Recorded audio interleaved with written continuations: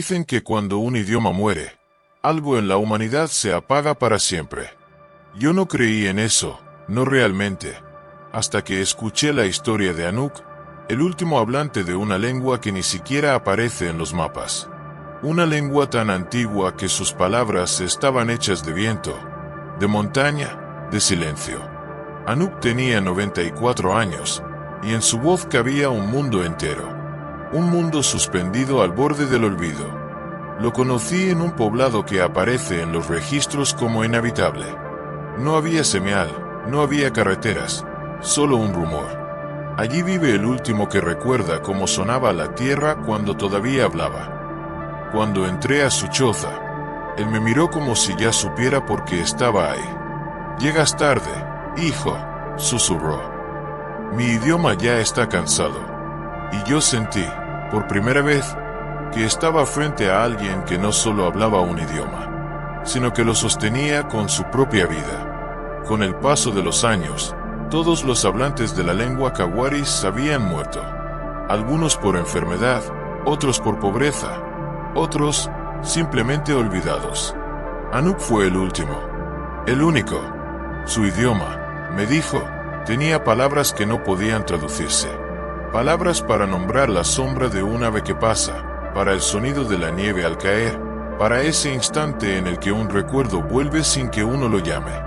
Cuando le pregunté por qué nadie más había aprendido, sonrió con tristeza. Porque el mundo se llenó de ruido, y los ruidos no dejan espacio para los silencios que necesita un idioma como el mío.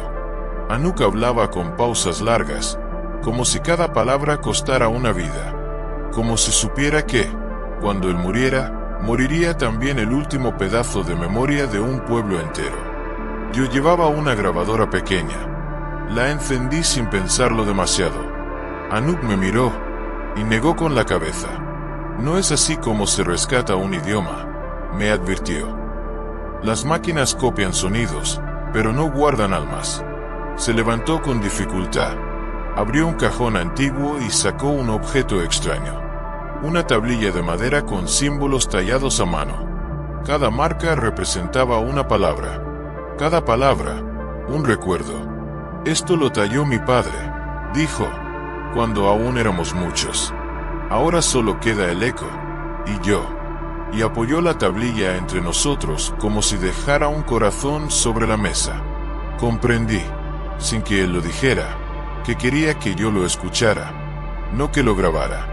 «Si quieres llevarte mi idioma», susurró, «tendrás que aprenderlo, igual que se aprende a escuchar al viento, desde adentro». Anuk comenzó a enseñarme lentamente. Una palabra, luego otra, luego otra. El idioma tenía una musicalidad que parecía no ser humana, sino natural. Era como repetir sonidos que el mundo hizo antes de que existieran los humanos. Pero hubo una palabra que él se negó a enseñarme. «Esa no», dijo con una dureza que no había visto en él. «Esa palabra tiene un peso demasiado grande. Abre una puerta que no debe abrirse». Le pregunté qué significaba. Él se quedó en silencio, largo, pesado, hasta que respondió. «Significa volver». No entendí. No podía entender. Pero algo en su tono me hizo sentir que esa palabra era más peligrosa que sagrada, y que no estaba preparado para ella. Esa noche no pude dormir. Las palabras que había aprendido parecían vibrar dentro de mi cabeza, y aunque no las entendía del todo, sentía que cada una llevaba una historia a cuestas. Una historia enterrada, viva aún, esperando.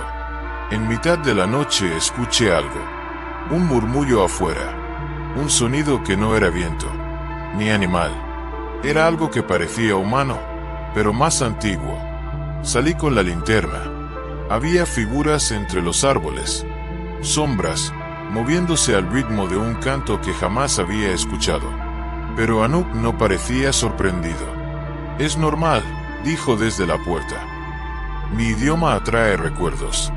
No supe si hablaba en sentido literal o metafórico, pero esa noche entendí que algo en ese idioma estaba desperdigado por la tierra, y que, al escucharlo nuevamente, comenzaba a despertar. A la mañana siguiente, Mientras el sol apenas se filtraba entre las montañas, Anuk extendió sobre la mesa un mapa dibujado a mano. No era un mapa como los nuestros, no tenía líneas rectas, ni fronteras, ni nombres escritos. Era un mapa, hecho de sonidos. Mi pueblo no nombraba lugares con tinta, explicó.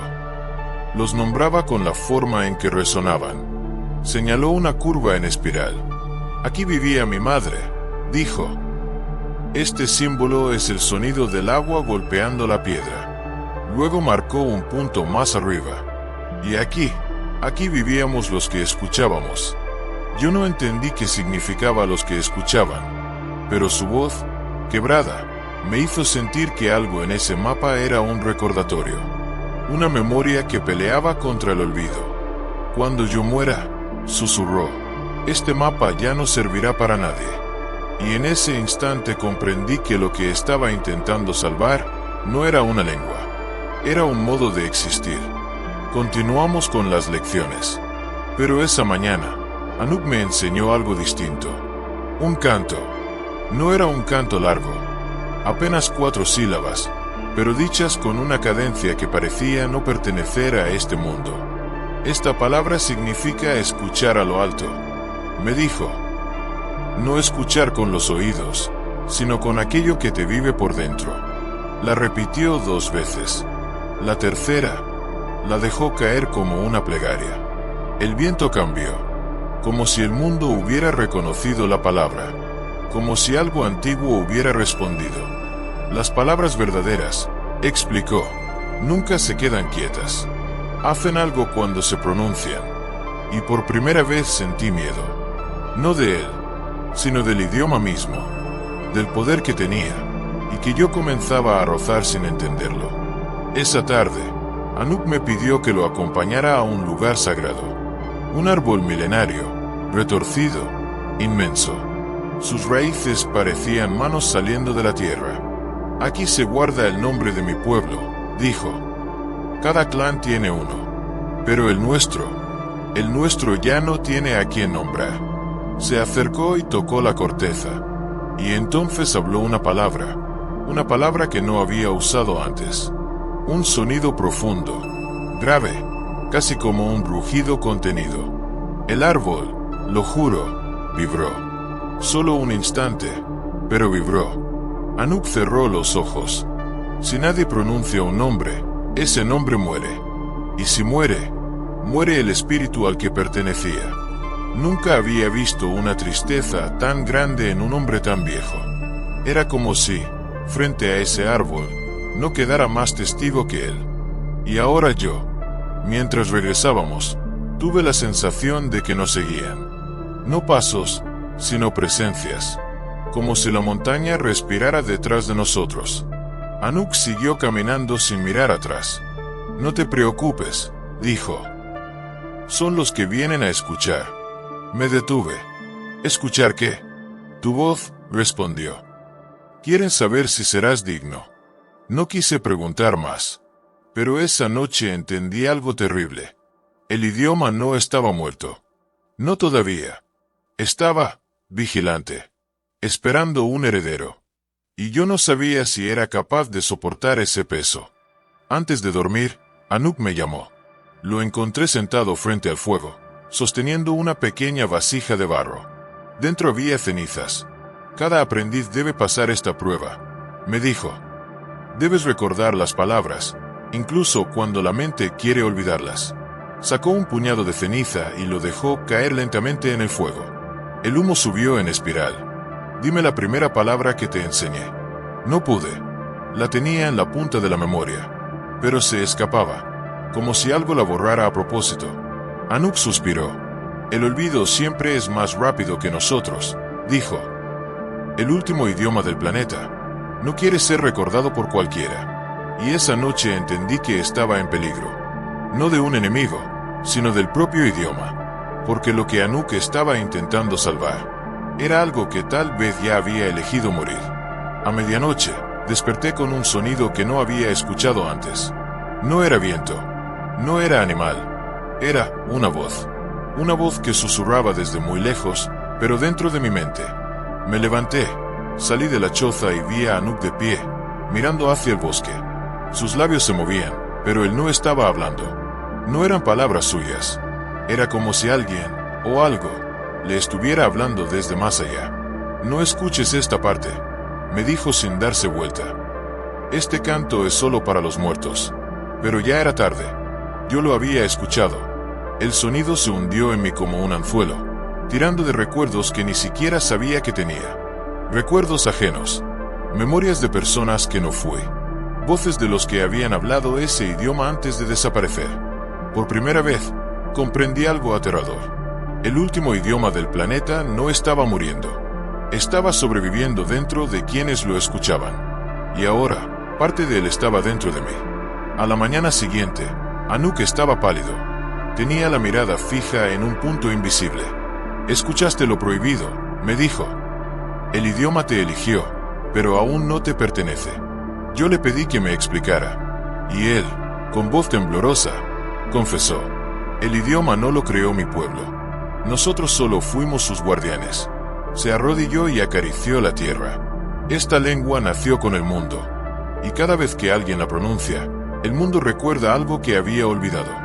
Me miró, serio, cansado. «Tú despertaste una memoria que no debías tocar». Y por primera vez, sentí que había cruzado una frontera que no tiene regreso. Anuk me llevó a un claro escondido entre árboles. El suelo estaba cubierto de piedras planas, dispuestas en círculos concéntricos. Mi abuelo decía que aquí fue donde nació la primera palabra, susurró. La palabra que dio inicio al idioma. Se arrodilló y comenzó a retirar las piedras con cuidado. Debajo había una losa tallada con símbolos idénticos a los de su tablilla, pero mucho más antiguos. «Este es el mensaje original», dijo. La advertencia que todos olvidaron. Me pidió que lo leyera con él. No entendía los símbolos, pero mi mente sí. Algo en mí lo reconocía, como un eco, como un recuerdo que pertenecía a otro. Sentí un latido bajo la tierra, un pulso, como si el idioma mismo estuviera vivo. Y entonces lo entendí. Ese mensaje no estaba escrito para los hombres. Estaba escrito para el mundo. Y lo que decía era terrible. Anuk finalmente me reveló la palabra que me había prohibido aprender.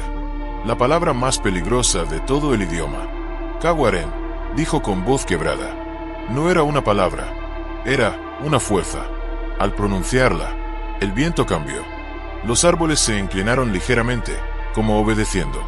La tierra misma pareció exhalar. «Significa volver», explicó. Pero no volver en el tiempo. No volver a un lugar. Es traer de vuelta lo que el mundo decidió olvidar. Se llevó la mano al pecho. Si esta palabra se usa, los muertos vuelven como memoria. No como cuerpos, sino como presencia. Como algo que exige ser escuchado. Y entonces lo comprendí. El idioma no solo preservaba la memoria del pueblo de Anuk. Preservaba todas las memorias. De todos los que alguna vez hablaron.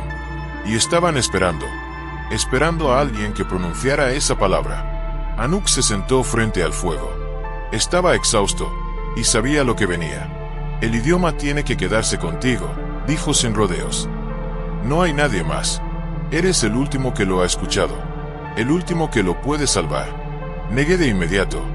«Yo no puedo», respondí. «No estoy hecho para esto». Él sonrió con tristeza. «Nadie está hecho para cargar un mundo entero», susurró. «Pero alguien debe hacerlo». Me entregó la tablilla, la misma que su padre había tallado, la misma que guardaba la esencia de su pueblo.